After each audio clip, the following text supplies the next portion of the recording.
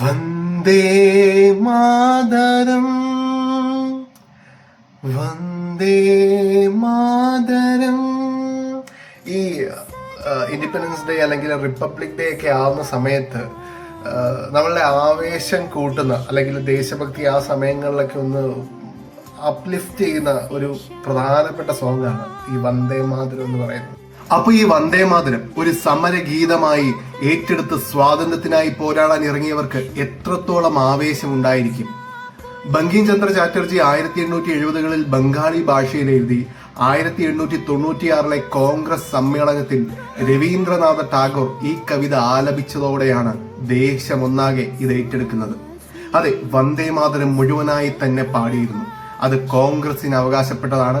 അതിനെ ആരും ഇകഴ്ത്താൻ നോക്കണ്ട. ഈ വന്ദേമാതരം കേട്ട് ആദ്യമായി വിരളി പിടിച്ചത് ബ്രിട്ടീഷുകാർക്കായിരുന്നു. അവർ വന്ദേമാതരം പാടുന്നത് ക്രിമിനൽ കുറ്റമായി പ്രഖ്യാപിച്ച് ഗീതം നിരോധിച്ചു.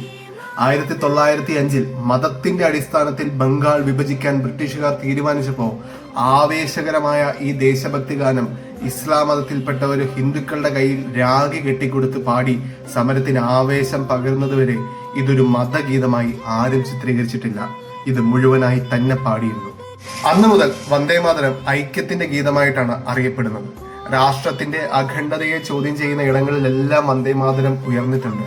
ഓരോ വിഘടനവാദിക്കും ഇത് ഇപ്പോ മുഹമ്മദ് റിയാസിന് വരെ പ്രശ്നമായി തോന്നുന്നു.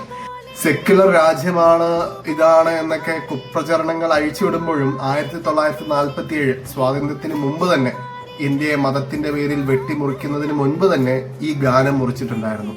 1909 മുസ്ലിം ലീഗിന്റെ സമ്മേളനത്തിൽ വന്ദേമാതരത്തിനെതിരെ സ്വരങ്ങൾ ചെറുതായിട്ട് ഉയർന്നു. അതിനുശേഷം 1923 കോൺഗ്രസ് സമ്മേളനത്തിനും ഇതേ ആവശ്യം ഉണ്ടായി. എന്ത് സ്വാതന്ത്ര്യ ഗീതമായാലും മറ്റ് മതവിശ്വാസത്തിന്റെ കണിക ഗാനത്തിലുള്ളതുകൊണ്ട് അത് പാടാൻ സാധിക്കില്ല എന്നവർ തീർത്തു പറഞ്ഞു.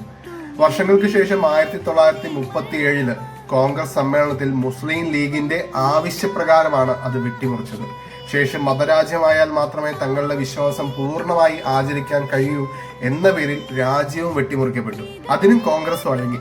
ബഹുദൈവ വിശ്വാസ കണികൾ ഉണ്ടെന്ന് ആരോപിച്ച് വന്ദേമാതരം വെട്ടിമുറിച്ച മതഭ്രാന്തന്മാർ രാജ്യത്തെയും വെട്ടിമുറിച്ചു. പാകിസ്ഥാൻ ആക്കിയപ്പോഴും വന്ദേമാതരം ചേർക്കപ്പെടാതെ അങ്ങനെ തന്നെ നിലനിന്നു. ഇന്ന് അവയെല്ലാം ചേർത്ത് എല്ലാവരെയും ചേർത്ത് പിടിച്ച് വന്ദേമാതരം പാടുമ്പോൾ മുസ്ലിം ലീഗിന് പോലും ഉണ്ടാവാത്ത പ്രശ്നം അഭിനന്ദിച്ച് മുമ്പോട്ട് പോകുന്നതിന് പകരം കുത്തിത്തിരിപ്പുകൾ ഉണ്ടാക്കരുത് എന്ന് മുഹമ്മദ് റിയാസിനോട് അഭ്യർത്ഥിക്കുന്നു. ആയിരക്കണക്കിന് വർഷങ്ങളായി നിങ്ങളെ പോലെയുള്ളവരുടെ ഇത്തരം ആശങ്കകളെ ആട്ടിപ്പായിച്ചാണ് ഈ രാഷ്ട്രം അജേയമായി ഇന്ന് നിലനിൽക്കുന്നതെന്ന് മറക്കരുത്.